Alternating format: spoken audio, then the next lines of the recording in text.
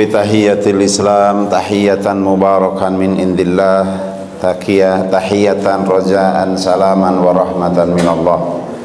Izinkan saya menyampaikan penghormatan dalam Islam, penghormatan yang mengandung doa mohon keselamatan dan rahmat dari Allah Subhanahu wa taala. Assalamualaikum warahmatullahi wabarakatuh.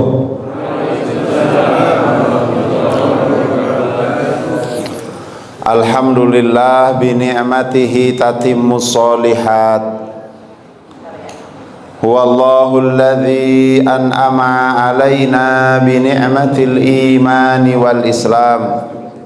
Walladzi anzalal Qur'an hudan linnasi wa bayyinatin minal huda wal furqan. Asyhadu an la ilaha illallah wahdahu la syarikalah wa asyhadu anna Muhammadan abduhu wa rasuluhu la nabiyya ba'dah. Allahumma salli wa sallim wa barik ala habibina wa syafi'ina wa maulana Muhammadin sallallahu alaihi wasallam wa ala alihi wa ashabihi wa man tabi'ahu bi ihsanin ila yaumiddin wa ba'du. Ayyuhal hadirun rahimakumullah, segenap pengurus DKM Al-Ittihad rahimakumullah, para ustadz, para guru, para kiai, para tokoh masyarakat, alim ulama, dan juga unsur pemerintahan yang hadir, bapak-bapak, ibu-ibu, serta para pemuda rahimakumullah, yang mohon maaf tidak saya sebutkan satu persatu, insyaallah tidak mengurangi rasa hormat dan takzim saya. Izinkan pertama mari kita memanjatkan puji syukur kehadirat Allah Subhanahu wa taala atas berbagai nikmatnya kita bisa hadir di masjid yang luar biasa ini. Maknanya Al-Ittihad, menguatkan persatuan kita. Mudah-mudahan Allah kabulkan. Ini nama menjadi doa bagi kita semua. Amin. Salawat teriring salam terlimpah kepada teladan hidup kita Nabi Muhammad sallallahu alaihi wasallam, keluarganya, sahabatnya, dan para pengikutnya. Kita lanjutkan dengan doa, mudah-mudahan Allah memberikan kita ilmu yang bermanfaat, Allah memberi kekuatan kepada kita untuk mengamalkan ilmu yang Allah berikan kepada kita. Ilmu tersebut berdampak menjadikan amal-amal kita diterima oleh Allah Subhanahu wa taala. Amin Allahumma amin. Jamaah subuh rahimakumullah, tema yang ingin saya sampaikan insyaallah ibrah dari kisah Nabi Ibrahim alaihi salam. Saya melihat dan terinspirasi kisah ini karena melihat beberapa kali silaturahim ke masjid ini, nampak yang menjadi jamaah adalah semuanya para pejuang. Nabi Ibrahim itu berjuang dari muda hingga masa tua. Dan mudah-mudahan itulah yang hadir di tempat ini, pengikut Nabi Ibrahim alaihi salam.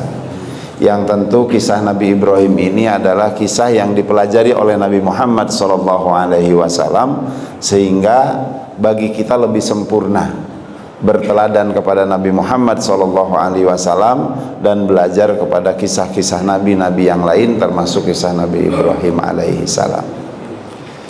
Di antara kalimat yang saya sampaikan bahwa Nabi Ibrahim adalah pejuang sepanjang hayat.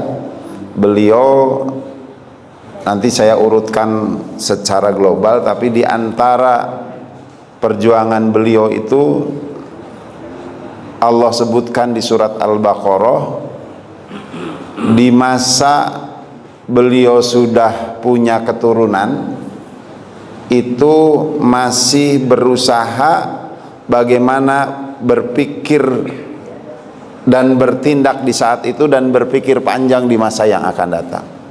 Maka ketika beliau sampai ke Mekah, sudah menempatkan basis perjuangan dengan istrinya dan dengan anaknya yaitu Ismail. Beliau berdoa, Rabbi ja'al hadza baladan amina. Ya Allah, jadikan negeri ini negeri yang aman. Karena keamanan itu menjadi dasar untuk pembangunan selanjutnya.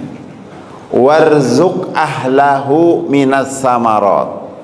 Berilah rizki penduduknya, penduduk Mekah, dari berbagai buah-buahan.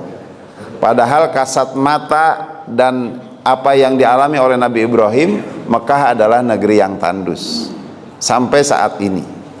Artinya tidak tumbuh tumbuhan dengan subur. Adapun tumbuhan ya kecil-kecil dan berupaya mengambil berbagai tanah dan bibit dari luar, kemudian baru difasilitasi air dengan berbagai bantuan teknologi. Tapi yang dipikirkan dan yang ditancapkan perjuangan Nabi Ibrahim alaihissalam adalah beliau berpikir panjang ke depan. Warzuk ahlahu, berilah rizki penghuninya minas samarat. Jadi tidak berputus asa, jangan ya Allah udahlah cukup keturunan saya, biarin nanti cari tempat lain setelah Ismail. Tapi justru tetap Ismail menjadi penerus Nabi Ibrahim di Mekah, dan bagaimana negeri Mekah itu aman, dan kemudian bagaimana masa depan mereka penuh dengan rezeki buah-buahan. Ini setelah keamanan beliau berpikir ekonomi. Warzuk ahlahu minas samarat. Dan doa itu Bapak Ibu hadirin sekalian dikabul sampai sekarang. Mekah aman, rizkinya melimpah. Sepanjang pengalaman umroh, ibu-ibu yang sudah, bapak-bapak yang sudah haji dan umroh itu tidak melihat pohon buah-buahan di Mekah dan sekitarnya, yang sekitar Masjidil Haram. Lebih banyakkan buah-buahan di Permata Pamulang, jambu tumbuh, mangga tumbuh gitu. Tapi saya yakin di rumah kita dan di tempat makan catering di Mekah lebih banyak buah-buahan di tempat makan hotel atau catering di Mekah. Itu setiap makan pisang ada, apel ada gitu, pir ada, dan buah-buahan yang lain insya Allah ada. Ternyata Bapak Ibu hadirin sekalian, itu salah satunya adalah hasil perjuangan Nabi Ibrahim alaihi salam dengan kegigihannya, diawali dengan doa beliau. Oleh karena itu Bapak Ibu hadirin sekalian, akan lebih lengkap lagi kalau kita mengkaji, mengambil ibrah kisah Nabi Ibrahim alaihi salam dari perjalanan hidup beliau dari muda. Bapak Ibu hadirin sekalian yang dirahmati Allah Subhanahu wa taala, Nabi Ibrahim itu dilahirkan di daerah Babilonia, antara sekitar Irak dan Iran saat ini. Beliau lahir di masa rezim Namruz. Namruz itu raja yang berkarakter dekat kayak Fir'aun, berkuasa, diktator, bahkan mengaku Tuhan, atau paling tidak mensejajarkan dirinya dengan Tuhan, menyaingkan dirinya seperti Tuhan. Dalam kajian pakar sejarah, di dunia ini ada 4 raja yang fenomenal. Yang 2 raja yang taat, Nabi Sulaiman dan Zulkarnain. Yang 2 raja fenomenal yang biadab dan laknatullah, yaitu Fir'aun dan Namruz. Jadi walaupun Abraha menghancurkan Ka'bah, tapi belum masuk level Fir'aun dan Namruz. Karena kalau Abraha itu tidak sampai mengaku Tuhan, tapi ingin menghancurkan tempat peribadahan lain supaya beribadahnya di tempatnya Abraha. Jadi hanya ingin menguasai dunia dan menjadikan masyarakat atau bangsa di dunia ini kalau beribadah itu ke tempatnya Abraha. Jadi Abraha itu membangun gereja yang sebesar-besarnya dan inginnya menghancurkan Ka'bah supaya tidak ada lagi peribadahan di Ka'bah. Maka orang-orang dari Syam itu, dari Mekah, dari Hijaz itu beribadahnya pengennya ke Yaman. Itu zamannya Abraha. Tapi Abraha tidak sampai mengaku Tuhan. Nah, kalau Namruz itu sampai mengaku Tuhan. Ketika nanya Ibrahim, siapa Tuhanmu? Tuhanku yang menerbitkan matahari dari timur, Tuhanku yang menghidupkan dan mematikan. Namrud langsung mengeluarkan 2 orang yang dipenjara yang mendapatkan sanksi hukuman vonis mati. Wahai asistenku, keluarkan 2 orang dari penjara yang vonisnya mati. Keluarin, kata Namrud, 1 bunuh mati, 1 biarin hidup. Ngomong ke Ibrahim, saya juga bisa menghidupkan dan mematikan sama kayak Tuhanmu. Nah makanya itulah Namrud itu bersaing, menyaingi atau mengaku Tuhan. Itu sama seperti Fir'aun. Fir'aun itu sampai menyampaikan semua wilayah daratan dan lautan aku yang menguasai, sungai di belakang istanaku aku yang menguasai, sampai mengucapkan ana rabbukumul a'la, aku Tuhanmu yang tinggi. Makanya 2 raja biadab dan laknatullah itu Fir'aun dan Namrud. Nah Nabi Ibrahim alaihi salam hidup di zaman Namrud, walaupun Namrud tidak selamanya mengaku Tuhan, karena dia juga mengumpulkan berhala-berhala yang menjadi sesembahannya dia dan sesembahan rakyatnya. Dan yang menariknya lagi, di antara berhala-berhala yang ada di tempat peribadahan Namrud, itu yang membuat adalah ayahnya Ibrahim. Dalam kisah disebut juga pamannya, tapi Ibrahim tinggal bersamanya yang namanya Azar. Di saat Ibrahim tumbuh menjadi anak remaja, beliau melihat bapaknya menyembah berhala, berhalanya disembah oleh bapaknya dan disembah oleh masyarakatnya di zaman Namrud berkuasa. Plus memang Namrud mengkondisikan itu, menyiapkan tempat ibadah, berhala-berhala dari yang kecil sampai yang besar dikumpulkan menjadikan sesembahan. Maka Ibrahim di saat remaja itu berpikir kritis. Inilah yang kemudian membuat Nabi Ibrahim alaihi salam itu terus melakukan upaya perjuangan tanda petik mencari Tuhan. Maka Allah ingatkan kepada kita, suatu ketika Nabi Ibrahim itu melihat bintang. Falamma ra'al kaukaba qala hadza rabbi. Ketika Ibrahim melihat bintang, wah, ada benda bercahaya nan jauh di sana, ini jauh lebih baik daripada berhala yang dibuat oleh bapakku, jauh dari berhala-berhala yang lebih baik dari berhala-berhala yang disembah oleh Namrud dan rakyatnya. Maka apakah ini Tuhanku? Falamma afalat, tapi ketika bintang itu di pagi hari terbenam, menghilang, maka Ibrahim segera mengambil kesimpulan, inni la uhibbul afilin, aku tidak mau salah, aku tidak mencintai yang aku sembah atau Tuhanku itu yang terbenam, berarti ini bukan Tuhan. Esok harinya beliau terus merenung, karena bintang yang bagus, lebih bagus dari berhala saja tidak cocok jadi Tuhan.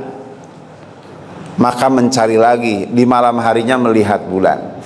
Falamma ra'al qamara wazigon, melihat bulan keluar lebih terang, lebih besar. Qala hadza rabbi, apakah ini Tuhanku? Pernyataan yang menjadi pertanyaan. Ternyata di pagi hari bulan juga menghilang, tidak keluar cahaya. Beliau menegaskan bulan bukan pula sesembahan. Di siang harinya, di pagi hari beliau melihat matahari. Hadza akbar, ini lebih besar. Hadza rabbi, inikah Tuhanku? Ternyata sore hari matahari juga terbenam.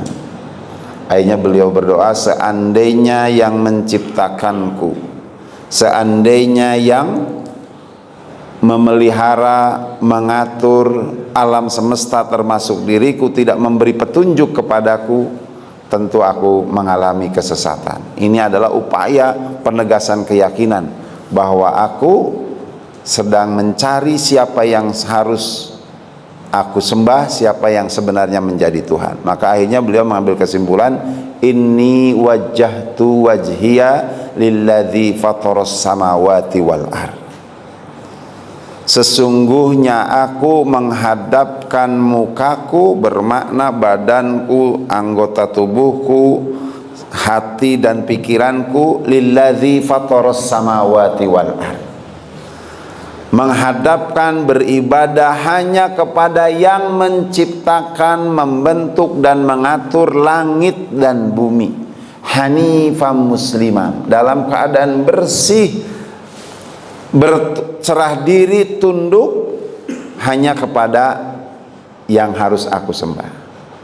Kesimpulan singkatnya adalah la ilaha illallah, tidak ada yang menciptakan kecuali Allah, tidak ada yang memelihara kecuali Allah, tidak ada yang mengatur kecuali Allah, la robba, tidak ada yang menguasai dan memfasilitasi hidup illallah, kecuali Allah. Maka kekuatan akidah inilah yang membuat Nabi Ibrahim kemudian siap berjuang dengan sistematis dan logis. Kenapa saya sebutkan sistematis? Karena setelah itu beliau kemudian mendatangi bapaknya. Jadi tidak langsung kemana dulu, tapi kepada bapaknya.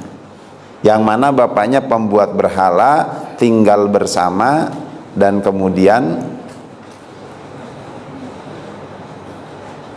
beliau menyampaikan kepada bapaknya. Dan ini Allah sebutkan di surat Al-An'am ayat 74. Wa idh qala Ibrahim li abihi Ajar. Ingatlah ketika Ibrahim berkata ke bapaknya, yaitu Azar. Di ayat yang lain, ya abati, manggil ke bapaknya itu dengan panggilan yang penuh dengan kehormatan, wahai ayahku yang terhormat. Ya, manggil itu ada ya abi, wahai bapakku, biasa. Tapi kalau ya abati, kalau ke anak itu ya ibni, wahai anakku, ada ya bunayya, wahai anakku sayang. Nah, jadi setara ya bunayya, wahai anakku sayang kalau bapak ke orang tua, kalau bapak ke anak, kalau anak ke orang tua, panggilan dengan panggil kehormatan itu ya abati, wahai ayahku yang terhormat. Kira-kira seperti itu kalau di Indonesia kan. Ini saking bahwa Ibrahim itu ingin menyampaikan kebaikan dengan cara yang baik, dengan kata-kata yang baik. Di ayat ini bahasanya atattahidu asnaman alihah, apakah engkau menjadi berhala-berhala itu sebagai sesembahan? Ini untuk menegaskan, ayah itu membuat dan menjual, kemudian ditempatkan patung-patung yang ayah buat itu sebagai alihah, sebagai sesembahan. Di ayat lain, ya abati lima ta'budu ma la yasma'u wa la yubsiru wa la yugni anka syai'a. Wahai ayahku yang terhormat, kenapa engkau menyembah sesuatu yang tidak bisa melihat, sesuatu yang tidak bisa mendengar, sesuatu yang tidak bisa memenuhi, mencukupi, mengabulkan sesuatu pun apa yang engkau minta. Jadi tidak langsung menyalahkan, tapi bertanya dulu agar bapaknya juga berpikir, dan dipanggil dengan panggilan yang bagus. Dan inilah Bapak Ibu hadirin sekalian, perubahan atau berusaha melakukan perubahan itu ketika kita berkomunikasi dengan yang diajak melakukan perubahan, lakukan komunikasi yang sebaik-baiknya. Termasuk Nabi Musa alaihi salam ketika mau ketemu Fir'aun setelah belajar dari Nabi Syu'aib, di perjalanan mendapatkan firman Allah itu, di antara yang Allah perintahkan adalah wa qullahu qaulan layyinan, katakanlah kepada Fir'aun dengan ungkapan-ungkapan yang lembut, yang enak didengarnya. Nah, ini apa yang pertama dilakukan oleh Nabi Ibrahim kepada bapaknya.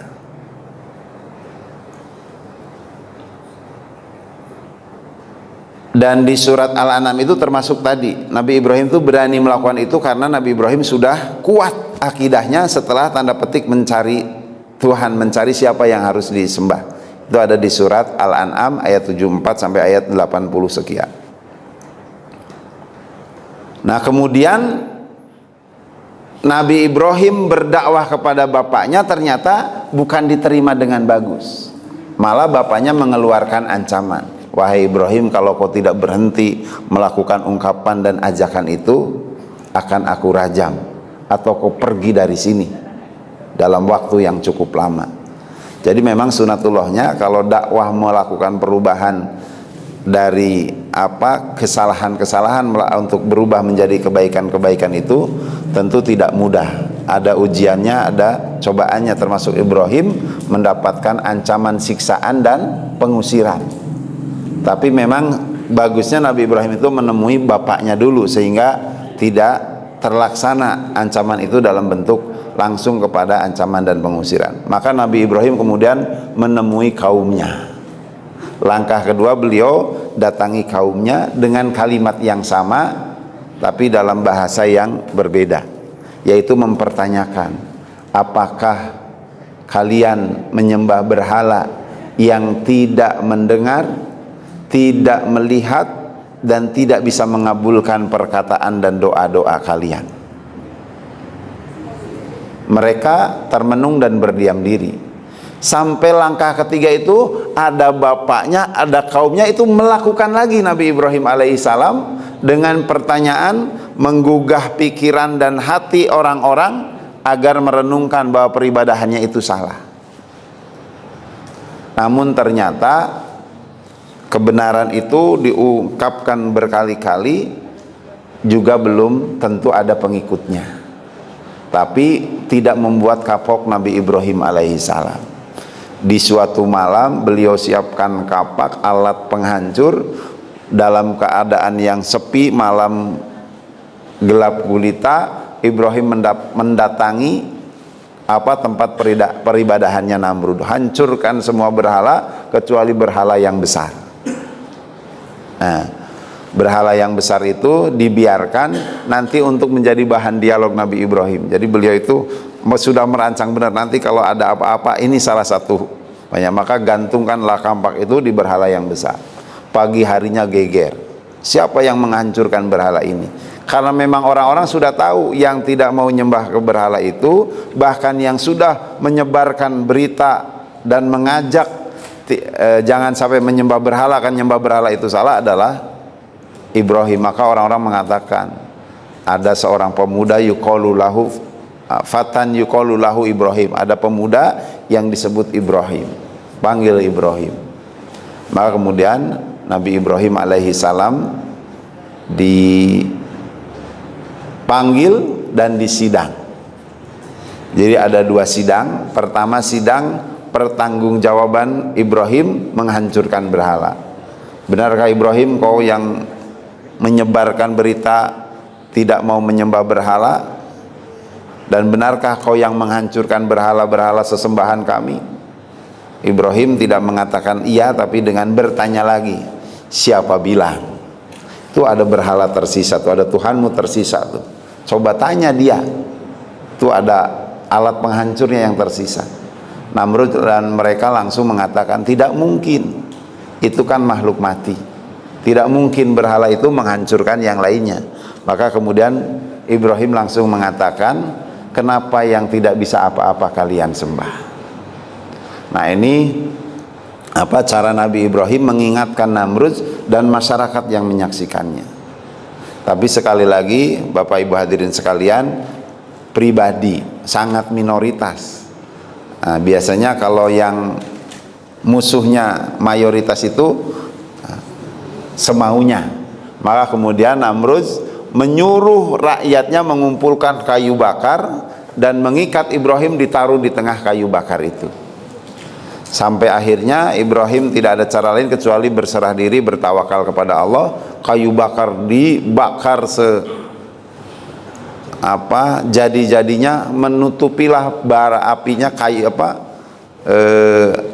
apinya itu kepada tubuhnya Ibrahim, nyaris tidak terlihat Ibrahim. Tapi Allah Subhanahu wa taala yang bukan hanya menguasai api dan kayu, alam semesta itu Allah yang menguasainya. Allah kemudian berfirman, ya naru, wahai api, kuni bardan, jadilah kau dingin, wassalaman ala Ibrahim, dan selamatkanlah Ibrahim alaihi salam. Maka api habis, kayu bakar habis, Ibrahim keluar dengan senyum dalam keadaan tidak terpengaruh oleh bakaran api. Disidang lagi Nabi Ibrahim alaihi salam. Akhirnya Namrud bertanya tentang Tuhan. Ada di surat Al-Baqarah ayat 256. Singkat ceritanya, Namrud berkata, Ibrahim, siapa Tuhanmu?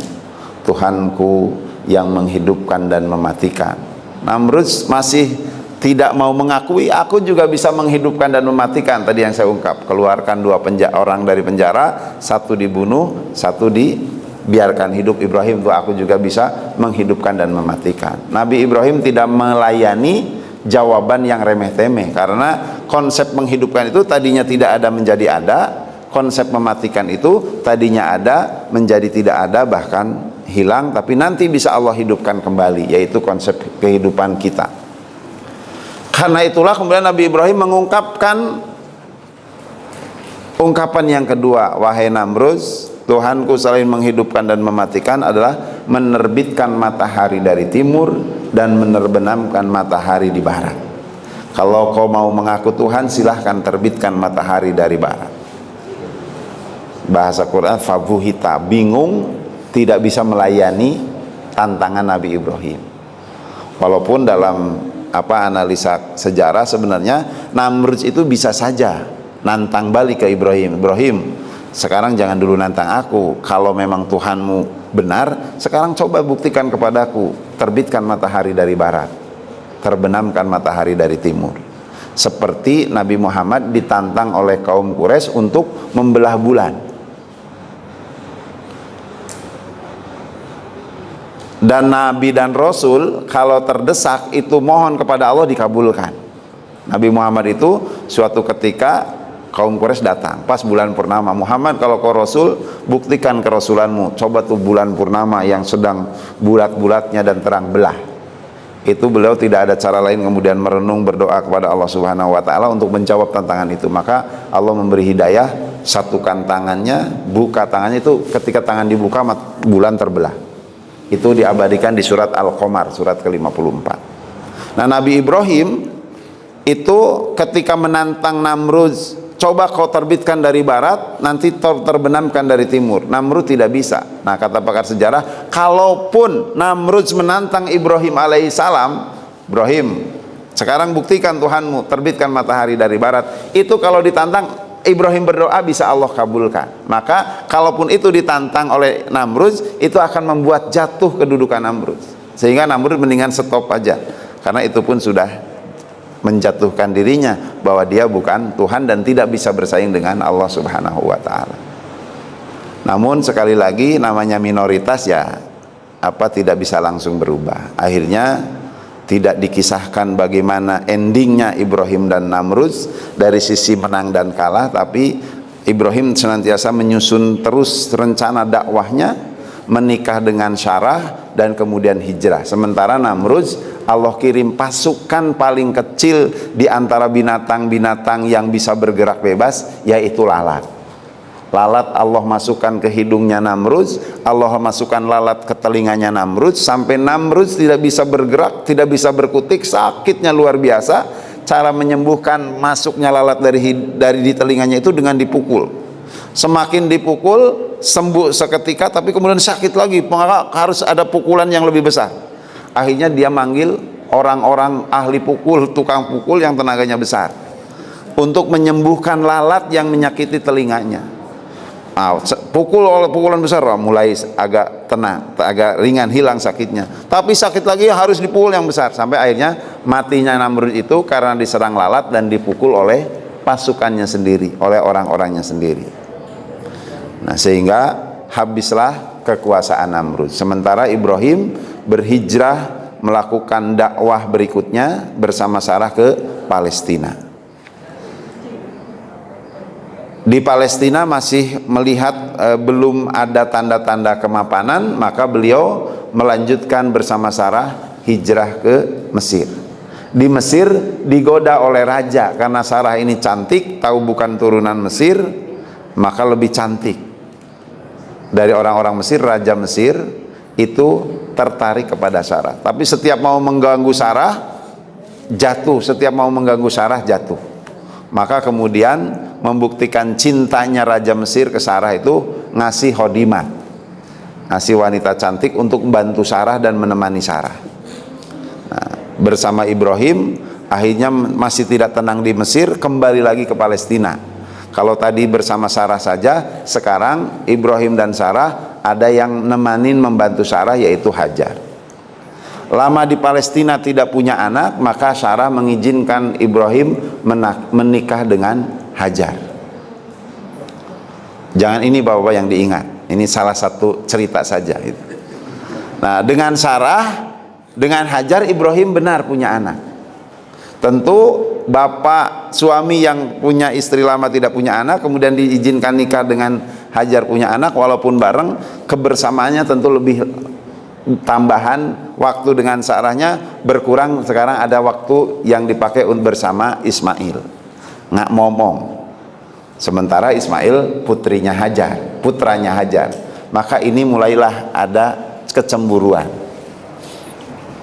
Jadi bapak-bapak yang punya istri dua jangan disatukan satu rumah kayak Ibrahim. Nah, sehingga Sarah mohon kepada Ibrahim, wahai suamiku, aku memang yang mengizinkan, tapi sekarang mohon jangan disatukan aku dan Hajar satu rumah.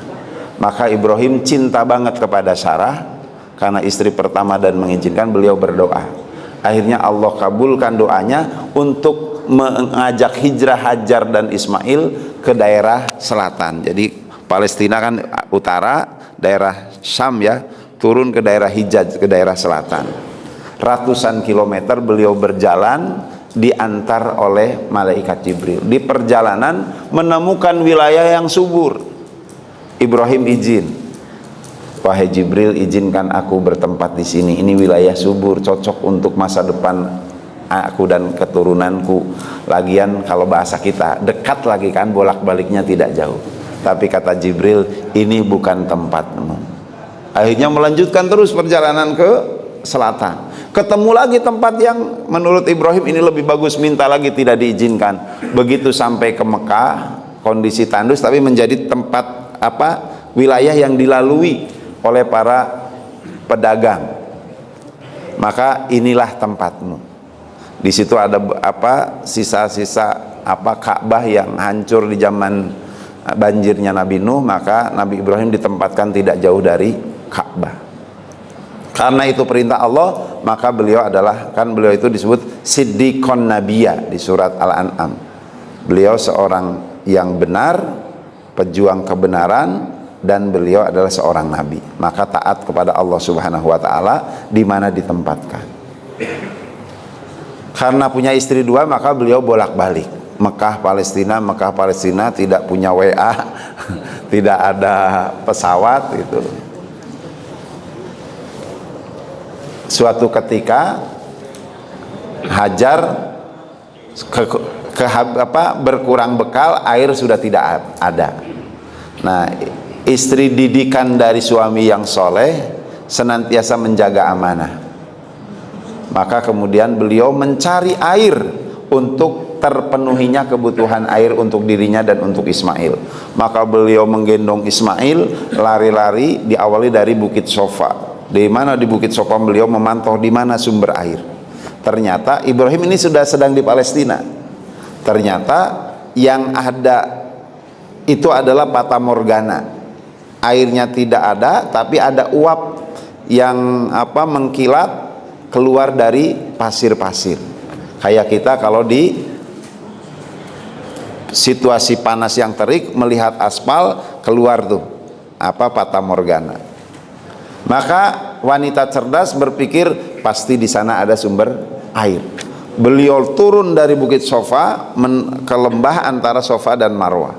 Ternyata tidak ada air. Akhirnya beliau lari lagi naik ke Bukit Marwah.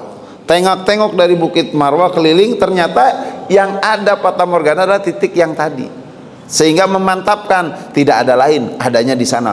Balik lagi berharap ada air, ternyata tidak ada juga. Sampai 7 kali Pak, Sofa Marwah. Setelah berusaha dengan sekuat tenaga dan pikirannya masuk akal, maka tidak ada cara lain, doa. berhenti di tempat tadi melihat fata morgana, berdoa agar Allah memberikan air. Maka keluarlah dari dekat kakinya Ismail air, zami zami, terus airnya kemudian sampai sekarang kita kenal air Zam-Zam. Nah, sementara Nabi Ibrahim terus bolak-balik Mekah Palestina. Di Palestina kurang lebih 3 tahun setelah selisih dengan Ismail itu lahir juga anaknya bernama Ishak alaihi salam. Dari Ishak berketurunan Yakub, Yusuf, Ayub hingga Isa alaihi salam. Dari Ismail nanti turunlah keturunan berikutnya Nabi Muhammad sallallahu alaihi wasallam. Maka Nabi Ibrahim disebut Abul Anbiya, bapaknya para nabi. Tapi Bapak Ibu hadirin sekalian, ternyata sudah jam 6. Yang menarik yang ingin saya sampaikan, Nabi Ibrahim alaihi salam di Palestina mendidik dan membina keluarga untuk menjadi keluarga dakwah. Maka Palestina menjadi juga pusat dakwah. Nabi Ibrahim diteruskan Ishak, Ishak diteruskan Yakub, dan selanjutnya di Mekah juga demikian dengan Ismail. Bahkan Ismail dan Nabi Ibrahim contoh pendidikan kepada anaknya itu melibatkan dalam hal peribadahan dan pembangunan tempat ibadah itu dengan anaknya. Ketika merenovasi Ka'bah, beliau itu menyiapkan batu dengan Ismail. Beliau memasang batu juga dengan Ismail. Cuma memposisikan karena Ismail masih remaja, jadi tidak secapek Ibrahim. Nah, Ibrahim itu kalau ini Ka'bah itu di pojok Ka'bah itu menyiapkan batu, beliau berdiri untuk melihat Ka'bah itu yang batu yang dipasang itu udah rata apa belum. Maka tempat itu disebut Maqam Ibrahim, tempat berdirinya Nabi Ibrahim. Itu sekarang Maqam itu masih ada, disebut Maqam Ibrahim. Ada bekas telapak kaki Nabi Ibrahim. Karena Nabi Ibrahim itu berdiri bolak-balik ke situ untuk melihat pasang batu lagi rata belum, rata, tambahin lagi rata belum. Rata itu lihat dari situ. Gimana ketinggiannya, beliau berdoa kalau ingin melihat lebih tinggi, ya Allah angkat aku di atas batu ini. Maka dalam beberapa kisah Allah mengangkat batu itu untuk mengangkat Ibrahim melihat posisi Ka'bah rata atau belum. Nah, Ismail juga menambahi batu yang setengah lingkaran di salah satu dari pojok ke pojok lain yang disebut Hijir Ismail, batu Ismail. Nah, itu sampai sekarang diabadikan. Nah, setelah itu beliau juga berdoa, Robbana taqabbal minna, ya Allah terimalah amal ibadah kami. Itu menarik. Dan ingin anak dan keturunannya amal ibadahnya diterima dan dijauhkan dari kemusyrikan dan lain sebagainya. Jadi beliau berusaha dengan praktek, berusaha dengan memberi contoh, dan juga memenuhinya dengan doa-doa beliau, termasuk doa untuk umat. Nah, ibrah apa yang Bapak dan Ibu hadirin yang ingin yang perlu kita tadaburi dan perlu kita teruskan? Pertama, Ibrahim itu sesuai dengan kita mengikuti Nabi Muhammad memprogram diri dalam 3 program besar. Pertama, program perbaikan diri. Beliau dari kecil tidak setuju dengan peribadahan, maka beliau mencari Tuhan. Beliau kemudian menegaskan la ilaha illallah. Yang kedua, beliau melakukan program perbaikan keluarga, membangun rumah tangga dengan cara mencari tempat yang lebih baik dan menjadikan keluarga dakwah. Terbukti Hajar dengan Ismail meneruskan dakwahnya, Sarah dengan Ishak juga meneruskan dakwahnya. Jadi Al-Quran juga demikian. Al-Quran itu Allah turunkan, kata Dr. Abdul Majid Al-Ghuaili, ada memiliki 3 program besar. Pertama, program perbaikan diri, kedua program perbaikan keluarga, dan ketiga program perbaikan umat. Nabi Ibrahim juga demikian. Di Palestina melakukan program bukan hanya untuk diri dan keluarganya saja, tapi bagaimana Palestina menjadi tempat yang nyaman dan untuk umat, untuk menjadi umat yang muslimah, umat yang berserah diri kepada Allah, menyembah Allah Subhanahu wa taala. Demikian juga di Mekah. Maka kalau kita perhatikan doa-doa Nabi Ibrahim, selain ingin diterima, juga ingin menjadikan kebaikan untuk umatnya, termasuk tadi Robbiz al-hadza baladan aminan warzuq ahlahu minas samarat. Nah, jadi ini menjadi pelajaran bagi kita. Perjuangan kita itu akan sempurna kalau kita melakukan perjuangan yang diprogram oleh Al-Quran, dicontohkan oleh Nabi Ibrahim, disempurnakan contoh itu oleh Nabi Muhammad SAW, yaitu melakukan perjuangan dan perubahan, dimulai dari perubahan diri, kemudian perjuangan memperbaiki keharmonisan keluarga, dan perjuangan berperan di masyarakat. menjadikan masyarakat yang kelaknya menjadi baldatun thayyibatun warabbun ghafur. Kisah Nabi Ibrahim, kisah Nabi Musa, dari kisah Nabi Adam hingga Nabi Isa Allah sampaikan kepada Nabi Muhammad, maka contoh sempurnanya Allah berikan kepada kita bagaimana Nabi Muhammad melakukan perbaikan diri setelah mendapatkan ayat Iqra al-Alaq. Kemudian beliau mengajak keluarganya menyampaikan ke Khadijah, beliau mengajak Abu Bakar dan lain sebagainya. Beliau membangun keharmonisan keluarga-keluarga yang masuk Islam, dan kemudian beliau hijrah ke Madinah membangun peradaban, menjadi tamadun, masyarakat yang madani, masyarakat yang mandiri, masyarakat yang kemudian menjadi baldatun thayyibatun warabun ghafur. Maka ketika beliau hijrah ke Madinah, yang pertama dibangun adalah masjid. Masjid menjadi tempat konsolidasi. Beliau tahu di Madinah itu ada pertikaian antara Aus dan Khazraj, maka beliau tidak mau singgah langsung di rumah salah satu dari Bani Aus, tidak juga mau singgah di salah satu dari Bani Khazraj karena khawatir terjadi kecemburuan. Tapi beliau singgah di tanah kosong, dibeli tanahnya, membangun masjid. Masjid menjadi tempat konsolidasi, menyatukan antara Aus dan Khazraj. Bukan untuk menanamkan kekuatan satu golongan, tapi justru untuk mempersatukan berbagai golongan. Kemudian beliau bukan hanya mempersatukan Aus dan Khazraj, juga mempersatukan Ansor dan Muhajirin. Kaum muslimin yang sudah, orang Madinah yang sudah menjadi muslim, dipersatukan mereka sebagai Ansor. Dalam bahasa mereka menolong para pendatang yang berhijrah dari Mekah karena tidak bisa membawa apa-apa. Mereka hanya membawa badan dan apa yang nempel di badan, maka mereka perlu pertolongan. Mereka dihimpun membuat base camp di pinggir masjid, tapi setiap waktu sholat, setelah waktu sholat, setiap waktu luang mereka kumpul di masjid, berkonsolidasi antara Aus dan Khazraj, antara Ansor dan Muhajirin untuk membangun umat. Bukan hanya itu Bapak Ibu hadirin sekalian, beliau kemudian Nabi Muhammad mendatangi pimpinan-pimpinan Yahudi, Bani Qainuqa, Bani Nadir, dan Bani Quraidah, 3 suku besar Yahudi. Beliau datangi, kemudian kumpul tokoh-tokoh Madinah membangun kebersamaan umat walaupun berbeda keyakinan, maka hadirlah Piagam Madinah.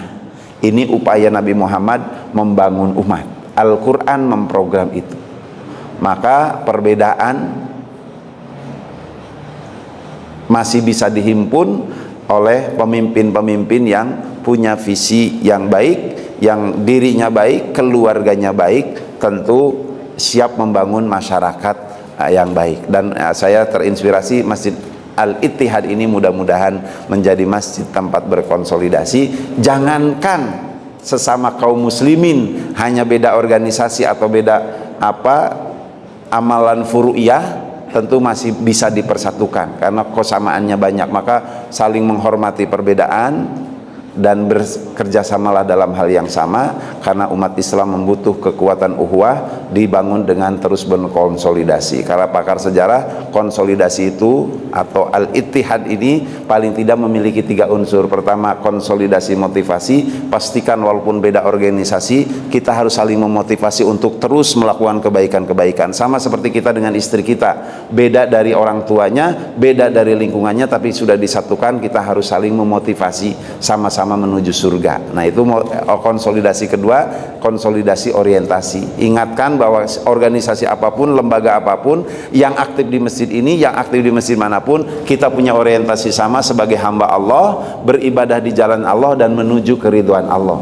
La yaskhar qaumun an qaumin di surat Al-Hujurat. Tidak layak mengejek, merendahkan yang lain, bisa jadi yang direndahkan lebih baik daripada yang merendahkan. Maka ayat sebelum ayat itu, innamal mu'minuna ikhwatun, orang beriman itu bersaudara. Fa aslihu baina akhwaikum, damaikanlah di antara keduanya. Dan ketiga, konsolidasi itu kata pakar sejarah memiliki unsur konsolidasi integrasi. Pastikan kita berkonsolidasi, menguatkan perhimpunan dalam rangka menyatukan umat sekaligus menyatukan antar generasi. Kita teruskan kebaikan kita ke generasi-generasi kita, sebagaimana Nabi Ibrahim meneruskan estafet perjuangan dakwahnya kepada Nabi Ismail alaihi salam yang nanti diteruskan oleh Nabi Muhammad sallallahu alaihi wasallam. Tentu banyak ibrah dari kisah Nabi Ibrahim, namun waktu yang membatasi kita, tentu tidak bisa sampai semuanya diungkapkan, tapi insya Allah masih banyak ayat. Nanti saya share ayat-ayat tentang Nabi Ibrahim yang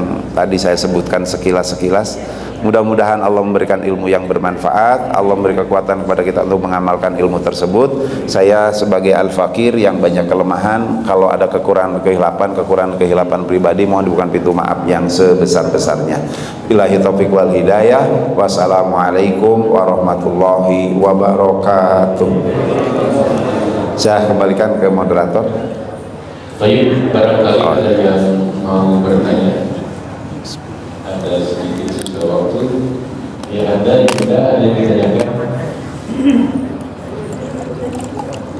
Rupanya sudah cukup, Ustaz. Alhamdulillah. Ya. Baik, ada. Assalamualaikum warahmatullahi wabarakatuh. Waalaikumsalam warahmatullahi wabarakatuh. Ada pemikiran sekarang ini, saya juga kurang jelas informasinya. Di dalam Ka'bah itu katanya ada patung Nabi Isa. Patung Nabi Isa atau yang disebut. Saya dengar percakapan dengan yang Kipendi itu. Kenapa bisa ada di dalam Ka'bah itu? Tapi kita juga bukan menyembah Ka'bah, tapi Ka'bah itu titik persatuan umat Islam seluruh dunia. Nah, yang menjadi pertanyaan kita ini, apa iya sih benar ada patung atau gambar Nabi Isa itu di dalam Ka'bah? Terima kasih. Waalaikumsalam. Bismillahirrahmanirrahim. Jawabannya wallahu a'lam. Saya belum pernah juga masuk ke Ka'bah, tapi ini menjadi pertanyaan besar walaupun sempat dibahas.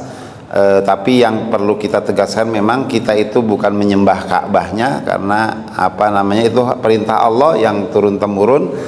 Ka'bah menjadi pusat kita menghadap, bahwa kita perlunya tadi al-ittihad, perlunya kesatuan dan kesamaan dalam hal menghadapkan peribadahan. Dan Ka'bah itu tidak selamanya juga sebelum Nabi Muhammad menghadap Ka'bah kita ikuti. Beliau itu ketika sholat sebelum diperintah menghadap Ka'bah itu awalnya berkiblatnya ke Baitul Maqdis, ke Palestina. Itu sudah di Mekah. Tapi di Madinah. Tapi ketika di Mekah, Rasulullah beribadah di Ka'bah mengikuti milah Ibrahim. Karena saat itu semua aturan ibadah masih mengikuti milah Ibrahim. Ketentuan ibadahnya Nabi Ibrahim, termasuk keliling Ka'bah, sa'i itu, lari-lari kecil dari Safa dan Marwah. Cuma tidak ada yang tersisa milah Ibrahim itu kecuali tadi keliling Ka'bah, sa'i kecil. Lebih banyak campurannya, Pak. Mereka nyembah berhala, mereka keliling Ka'bah bawa berhala, taruh di pojok, nyembah berhala. Mau lari-lari kecil Safa Marwah, taruh berhala di Safa, nyembah berhala di Marwah, juga demikian. Maka kemudian Nabi Muhammad SAW mengikuti yang benarnya dari Nabi Ibrahim alaihissalam. Nah, kemudian beliau di Madinah sholatnya nggak menghadap ke Ka'bah, ke Baitul Maqdis. Tapi kemudian ketika orang-orang Yahudi mencemooh bahwa Muhammad itu juga sama dengan kami, pusatnya ke Palestina, maka kemudian di surat Al-Baqarah 142 dan selanjutnya itu dipindahkan arahnya ke arah Ka'bah. Jadi sekali lagi, Ka'bah itu bukan yang kita sembah. Jadi ada apapun dan bagaimanapun bukan Ka'bahnya, tapi Allah memerintahkan itu sebagai pusat kita menyatukan dalam kesamaan menghadap ibadah, tapi semuanya kepada Allah Subhanahu wa taala. Dan itu dicontohkan mulai dari Nabi Ibrahim. Jadi haji itu awalnya kan dari Nabi Ibrahim tuh. Diteruskan terus-menerus, tapi karena banyak perubahan dan penyimpangan, Allah utus Nabi Muhammad untuk meluruskannya. Nah, tapi wallahu alam, nanti saya cari infonya tentang patung Isa alaihissalam. Ini mah kayak opini supaya Isa layak disembah, tapi naudzubillah. Jadi banyak hal-hal yang penyesatan, termasuk sekarang yang hampir lenyap lagi ini isu Az-Zaitun. Jadi banyak hal yang perlu kita perhatikan dan perlu kita hati-hati, termasuk hati-hati ke generasi kita. Wallahu a'lam bishawab. Karena memang di ayat 208 surat Al-Baqarah itu, ketika kita berislam sempurna ada saja upaya penyimpangannya, maka Allah tegaskan wala tattabi'u khutuwatis syaiton, jangan mengikuti langkah-langkah syaitan. Syaitan itu man syatona an rahmatillah, yang menjauhkan dari rahmat Allah. Kita sedang beribadah, syaitan membisikkan supaya jauh dari rahmat Allah. Wallahu a'lam bishawab. Makasih Pak, nanti PR bagi saya mencari info lebih lengkap.